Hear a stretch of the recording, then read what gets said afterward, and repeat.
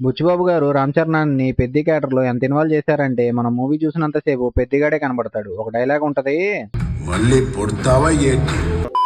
Peddi movie ఎలా ఉందంటే one of the best films ఉంటుంది.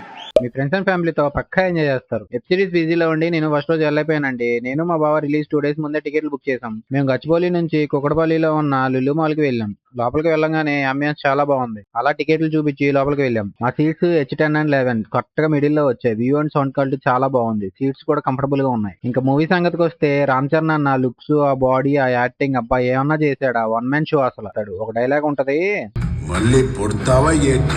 Movie 3 hours 9 minutes run time లో అసలు టైమే తెలియలేదు. కొన్ని సీన్స్ అయితే నాకు గూస్ బంప్స్ వచ్చాయి. జాన్వీ కపూర్ అదే అండి మన చిక్రి అచ్చయం క్యారెక్టర్ లో ఎంత నేచురల్ గా చేసిందంటే రామ్ చరణ్ అండ్ జాన్వీ కెమిస్ట్రీ చాలా బాగుంటది. లాస్ట్ లో ఒక ఎమోషనల్ సీన్ ఉంటది, ఇచ్చి పడేసింది. దివేందు గారు కూడా బాగా చేశారు. అదే అండి మిర్జాపూర్ లో మున్నాబాయ్ క్యారెక్టర్ చేశారు కదా. తాత అయిపోయింది, అంతా అయిపోయింది. కొంచెం రెస్ట్ తీసుకోండి, లేదంటే రెస్ట్ ఇన్ పీస్ అయిపోతారు. ఇంక శివరాజ్ కుమార్ గారు, జగపతి బాబు గారు చాలా బాగా చేశారు. మ్యూజిక్ అయితే ఏఆర్ రెహమాన్ గారు, songs and background score major strength మూవీకి. ఐటమ్ సాంగ్ లో శృతి హాసన్ గారి స్క్రీన్ ప్రెజెన్స్ చాలా బాగుంది. ఓవరాల్ గా పెద్ద మూవీ ఎలా ఉందంటే ఏం ఎక్స్పెక్టేషన్స్ పెట్టుకోకుండా మీ ఫ్రెండ్స్ అండ్ ఫ్యామిలీతో మూవీకి వెళ్ళిపోండి. మూవీ అయ్యాక బయట రెయిన్ పడుతుందని మాల్ లోనే తినేసి లుల్లు మాల్ మొత్తం తిరిగాం.